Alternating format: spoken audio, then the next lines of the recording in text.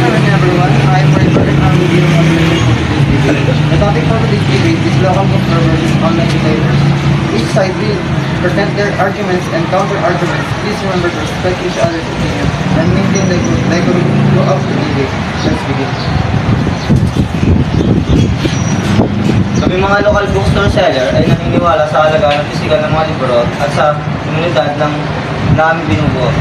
Ang aming piniling libro ay tumutugon sa mga hilig at interest ng aming mga lokal na mangbabasa. Napabili po ako sa mga sinabi mo, pero kami mga online retailers ay makapagpag naniniwala sa legal na access sa malawak na yung mga platform ay tumutugon sa iba't ibang hilig mula sa mga magbabasa sa buong. Totoo, ngunit ang aming mga presyo ay mura, ngunit nagpapakita ng halaga na aming binibigay. Ang aming mga customer ay maaaring pisikal na mag-browse sa mga libro, maramdaman ang bigat nito. Nirerespeto namin yan, pero yung mga libro namin ay napakaganda at bagong-bago. Binibigay na lang namin ito sa mga mambabasa, mababang presyo. Mayroon din kaming madalas na mga sale at discount.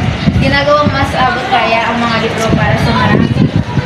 Bibigay kami ng isang lugar kung saan ang mga magbabasa ay maaaring magpahinga habang nagbabasa. Nag-host din kami ng mga event tulad ng book club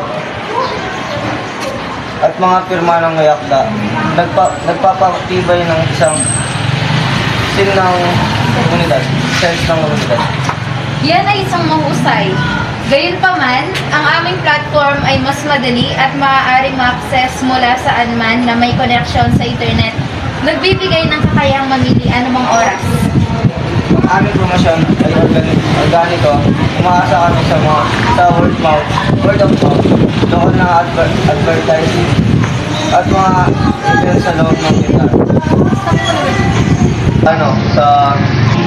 Gumagamit kami ng mga digital marketing strategy tulad ng email, marketing, at social media overnight upang maabot ang mas malawak na audience. Kung may kaalamang staff ay maaaring magbigay ng personal na mga rekomendasyon na hindi maaaring gaya ng mga algorithm. Ang aming mga algorithm ay sa inyo upang magbigay ng mga rekomendasyon batay sa mga kagustuhan ng bawat user. Ang mga algorithm ay sa inyo upang magbigay ng mga rekomendasyon batay sa mga kagustuhan ng bawat user. At ang aming customer service ay laging gumagagamit sa pamamagitan ng chat o email. Ang proseso ng pamimili sa bookstore ay simple. Mag-browse, pumili, magbayad.